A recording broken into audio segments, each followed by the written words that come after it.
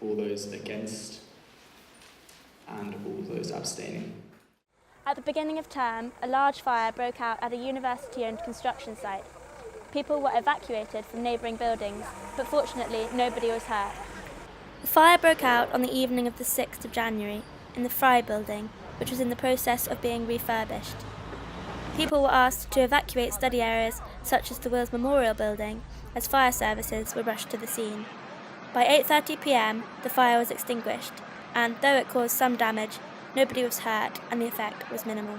When the fire broke out, I was in the library in Wills, so I started smelling smoke and then eventually the fire alarms went off, so I knew it was actually a proper fire. By the time I managed to get out, there was smoke all over the place, lots of people coughing. When I arrived at the buildings, I saw this huge fire. There was a discernible amount of panic because the flames were huge and there was loads of smoke everywhere, and people were also really confused. At the end of January, Bristol teaching staff declared their decision to take industrial action against pension cuts.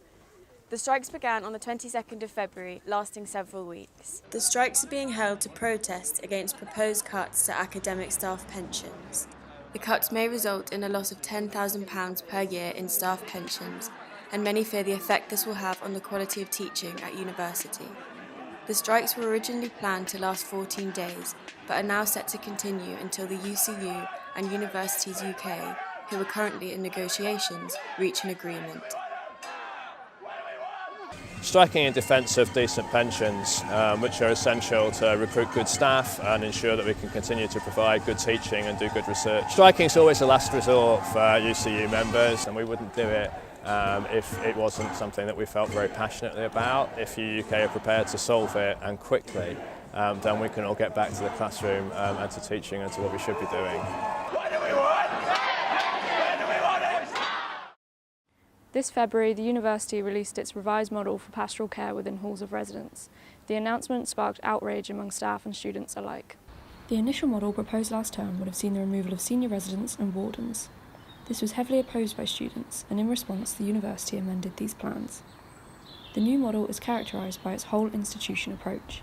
It includes an increase in the ratio of senior residents to students, an introduction of a chief resident, and a securing of the future of JCRs. The review plan also proposes residential villages as opposed to a hub system. The Students' Union and the group Keep Our Communities both oppose the revised model. The new system is expected to be ready to be introduced by September of this year. One of the most significant changes is the students telling us that actually they wanted us to invest more in well-being support within residences and perhaps be a bit less concerned about trying to provide savings in relation to accommodation. We have increased the number of senior residents from 54 to 120.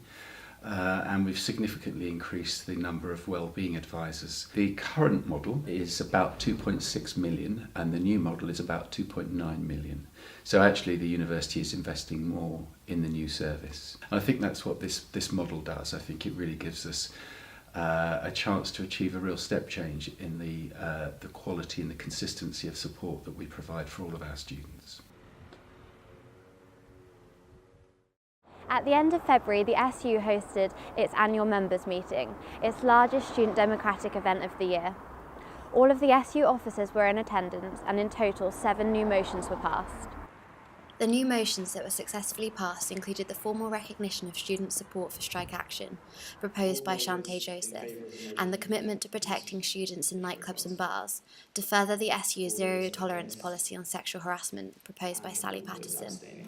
Motion 3, to prevent future trans-exclusionary radical feminist groups from holding events at the university, resulted in a 1-hour debate, but was finally passed without amendment by secret ballot. The 3 remaining motions will be transferred to the next Student Council. The motion that myself and Fleur from STAR passed was calling on the university to reintroduce the sanctuary scholarship schemes and pledge to become a university of sanctuary for refugees. Our motion was passed through unanimously.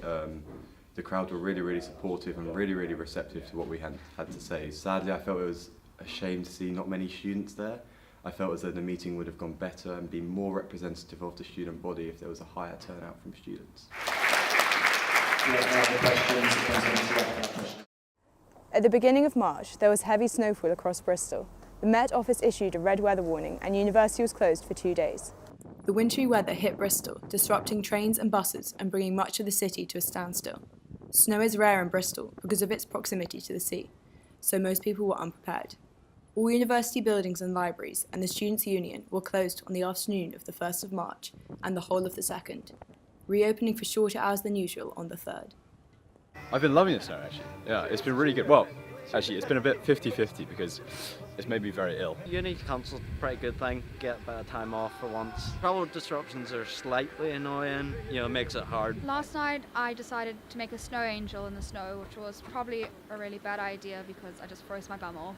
It's a bit of a pain that they closed the uni. I think that's a bit unnecessary. Like, people could have made their way in. If people think it's a bit treacherous, they can make that judgment for themselves. I think closing the entire uni is a bit much. Like, it isn't that bad, really.